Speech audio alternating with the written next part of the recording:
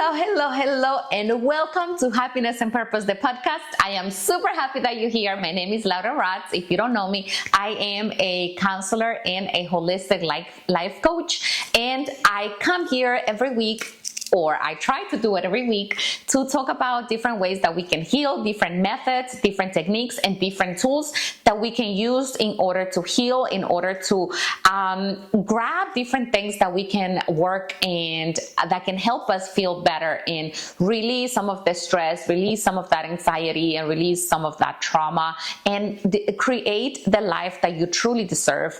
I truly believe that we create our reality, and we have way too many tools nowadays that we can use in order to create that life that we want to live, the one that we dream of, and the one that we desire and that we deserve. So today we're going to continue the conversation about family constellations. I had an interview with my friend Carolina Bracho, and you guys can go see that video from last week. And I wanted to make that video in English because that video was in Spanish, and I felt that I want to provide more of my understanding about it and give you guys my insights and everything that I learned on during that session. And I have my notes here just so I don't forget anything. But what I wanted to tell you is that I am a counselor. I have a master's degree in counseling and human development. So when I went through the program of the counseling program, I learned about all the techniques that are there right now and scientifically proven. And that is one of the reasons why I somehow derail from being a private counselor, because I feel like being a private counselor limits me from actually exploring everything that there is. And if I give you a little background of my story, is that when I was doing my bachelor's degree in communications and Spanish culture, I took this class about anthropology.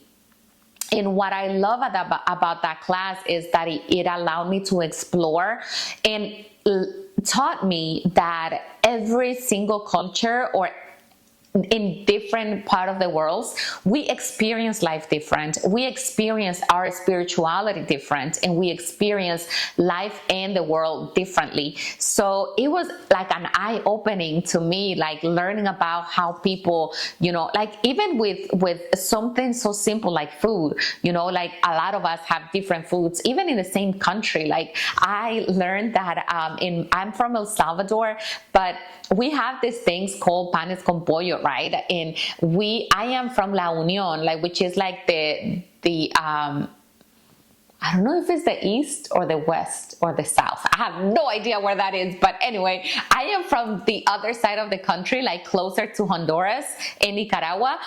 And my friends and some of my family members are from the other side, like closer to Guatemala. And we make panes con pollo, and I make it the way I am used to and the way I love them from Pasaquina, from La Union. And then my friends made it completely different from Santa Ana, where she's from, like the other side, like we're like on the opposite ends. And it's so crazy that in the same country, we have different culture, different foods, and different ways to make things, and even different ways to say things.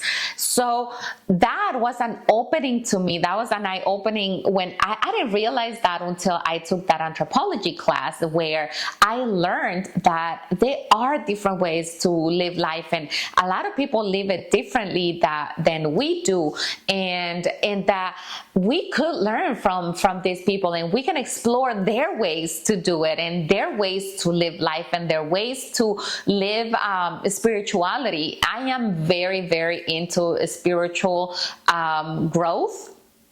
And I'm always so curious about how other people, how other cultures, how other countries experience, and even other religions experience spirituality and experience God. So I know this is a big explanation of why I try to be more like a holistic life coach than a private counselor, because as a private counselor, I can only use scientifically proven techniques. And I feel like I want to do more. I want to do that more than just scientifically proven techniques. I want to do more than that. And family constellations was one of the techniques that I learned through my counseling program in my master's degree. But they used briefly. I learned it very briefly, and this term, family constellations, was created by the psychologist Alfred Adler, and what I learned and he was a German therapist. Oh no, actually I don't know where he's from, but he's a scientist. He's a psychologist that created this kind of technique and many others too. But his name is Alfred Adler. You can go look it up on Google, YouTube, whatever you want, and you can find more about his research and how he implements family constellations within therapy. The way he does it is kind of different than what I experienced with my friend Carolina. So the way scientifically used is by we have a family order. So basically there's mom, there's dad, there's first child, second child, third child, and then they are, cousins and grandpa, grandma, things like that, right? So the way this guy understood family constellations is that the birth order that we have influence a lot in the way we develop, the way we grow our personalities, the way we shaped through society and through our families, which is really interesting. I don't know if you ever heard about like the people that say like, oh, the little one is always the spoiled one, the little one is always the bad one, and the oldest one is always the very independent, the very responsible, and that is kind of somehow true, guys, because in my family, my sister is was always very responsible, well, she still is very responsible, but she was always very, very good girl, very responsible, very smart. She was always getting good grades, and I was the bad one, and I was like the crazy one. I was always the one that didn't care, the more like whatever, like I'll do whatever I want, and I still am. But I can see how that applies in my family. Also, my husband is actually, he's kind of different because he's the baby of the house. He has 5 siblings. And he's the youngest one, but his mom had 2 different marriages, and within the second marriage, my husband's older brother is very, very responsible, very good kid, very good, very smart, all these things. And then my husband was the bad kid, not the bad kid, but very he wasn't a bad kid, but not like me, right? But he was more like the rebel, the one that was more outgoing, the one that liked to party. My brother-in-law was on the other side, more like serious. He doesn't like to party that much. He doesn't like to, he's more like the father figure and more like the respectful guy, that kind. My husband is not. So I can totally see how our birth orders truly influenced the way that our personalities developed. Like him and I have that in common. Our siblings have the same things in common, and that's basically how Alfred Adler was teaching family constellations, and it truly makes sense. And he would go and work with the people and understand why they feel that way, why they connect with mom or dad in a certain way, and why the older sibling is different than the middle, and then the third child, and the middle child is always the ignored, the one that it's like always want the attention because the first one always gets it, or the second or the last one always gets it, and things like that. However, this is the scientifically side of family constellations. The one that I talked about with Carolina is completely different.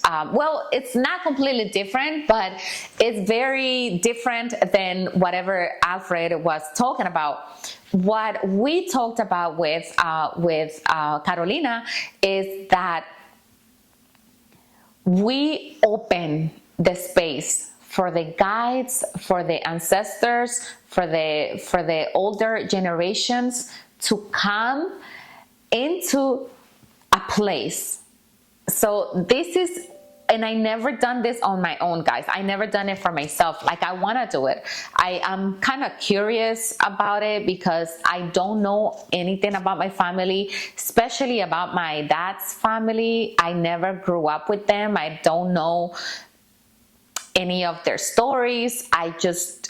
I know a little bit about my dad, and I know a little bit about my dad's side of the family, and I know a little bit about my grandma. I don't even know anything about my grandpa on my dad's side, and I met my grandma once, but that's it. I don't have like memories. I don't have knowledge of that family. So I would like to get into it, and I would like to learn more about like what is it that I'm carrying and I'm holding on from his side of the family, and also from my mom's side of the family. So basically, family constellations is a therapy, and it's a spiritual technique, a spiritual tool. So a facilitator has to be with you, and this facilitator has to be certified and has to be experienced about what she's gonna do. So when you come in, you can have a session with multiple people around you, and you can go there and they all sit down like in a circle, and then the facilitator says who wants to heal, right? And then you can raise your hand, and then if he or she picks you, then you come forward, you stand whatever you want to stand, and then he says pick someone to be your mom, to be your dad, or to be your sibling, right? Or to be your grandma, your grandpa.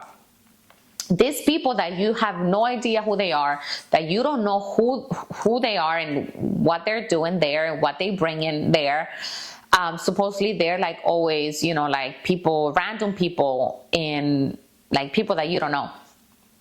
You pick like your intuition. Like once you get there, you kind of like open yourself to this experience, and your whole intuition, your spirit is guiding you. So you basically look around and you pick like, okay, she's gonna be my mom, he's gonna be my dad, she can be my cousin. And then you pick like 3 people, let's say, and then these people come forward. They collectively are syncing with your spirit, and they come forward, already know their position and their place in the ritual.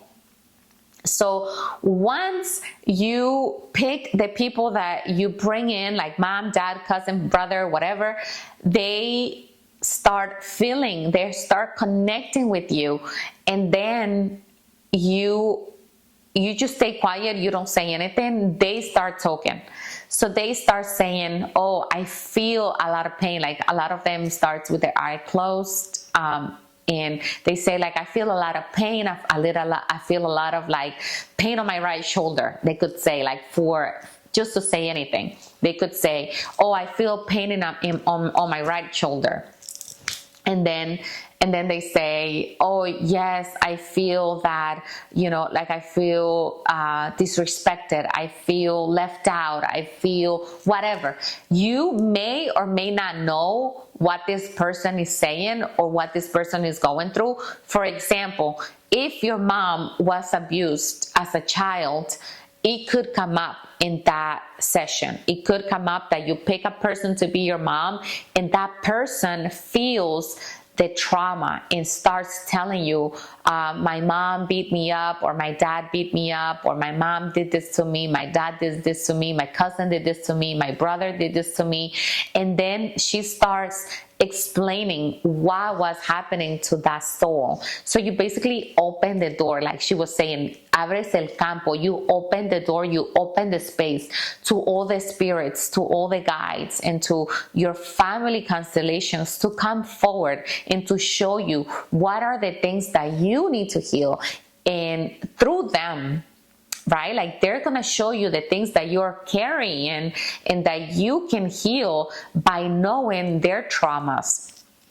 And after you do the sessions, you kind of like know, if somebody's doing, like, for example, like I called on my dad, and my dad, the person that played my dad showed me that he was brutally killed. That in that instance is my dad's experience. My dad was killed in the Civil War in El Salvador. So it could happen that if I ever do a family constellation therapy or session, it could happen that my dad could come forward and explain what he was carrying, the abandonment that he was carrying, or the experience that he went through when he was at war and he got killed. So, and then the facilitator starts explaining to me what it is that I need to heal, what it is that I'm carrying, and how that makes me feel, and how I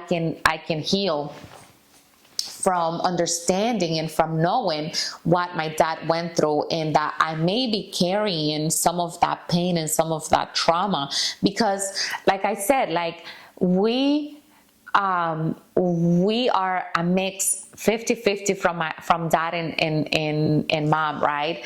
And a lot of the times people say, oh yeah, like she got the dad smile. Like I always say this, like my kids, both of my kids, guys, my daughter and my son, if you see their feet, if you see their feet like without seeing their bodies and their faces or whatever, like if we put their feet like this and we cover with a blanket their bodies, like you wouldn't know which ones are which. You wouldn't know which ones is Gigi's and which ones are Ian's. Like my daughter name is Natalie and my son name is Ian. Like you wouldn't know which ones, like you wouldn't know, you wouldn't be able to differentiate which ones are which. And also my husband, if you put my husband's, then my sons, and then my daughters, or my daughters and then my sons, like you would see that they're like exactly the same. And I always say like, oh my God, my son and my daughter have the same feet, like just like my husband's, and they they got that from him. Like my son and my daughter, they got my smile, and they got like my eyes, and they got that from me. So we get different traits from dad and from moms. We also get different trauma, like we inherit. How do you say that? Heredamos, like inherit, or I think that's how you say it. I don't know, but that's what I mean. Like heredamos, like different personalities. Like my sister is just like my mom. Like her personality is just like my mom in a lot of ways. They very, very similar. And then on my side, I'm very similar to my dad. I'm very similar to like my dad's side of the family.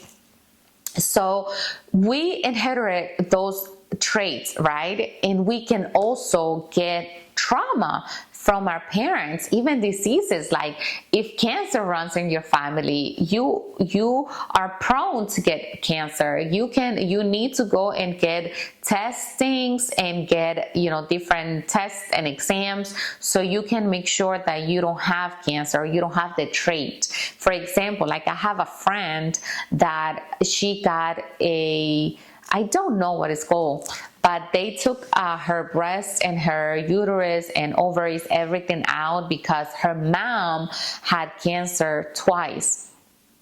And even though she didn't get cancer, they did a test on her and she got positive. So eventually she could develop cancer. So to prevent that, they did that for her, and they removed everything for her to prevent the cancer to spark and to grow internally. So and that only happened because the doctor told her, like, look, your mom had cancer twice. We need to test you and we need to test your siblings.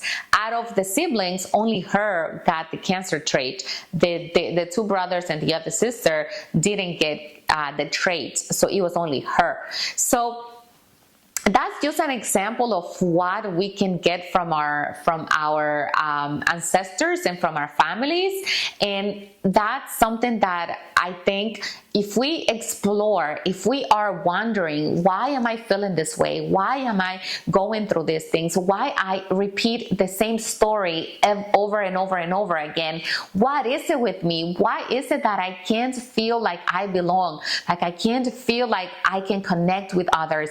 I don't feel happy. I feel like I'm always suffocating. I attract different men or like the wrong man, or I attract this wrong boss or managers or friends or spouses, anything that you feel not content and that you have tried many things, many ways to get out of that cycle, get out of that story, get out of that trauma, and nothing has happened or nothing that you know of has worked for you. Maybe this is one of the things that you could explore, that can give you more of an understanding what your ancestors went through, and that you can understand and maybe explore that side of the story, explore how that makes you feel and how you can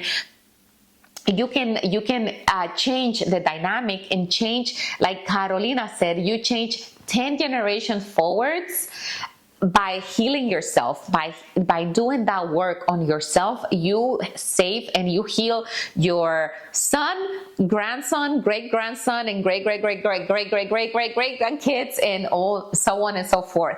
So doing and exploring, like I said, I'm always open to different ways to explore, to heal, to find different things, and to keep growing and to keep adding different tools to my acknowledgement and to my healing box.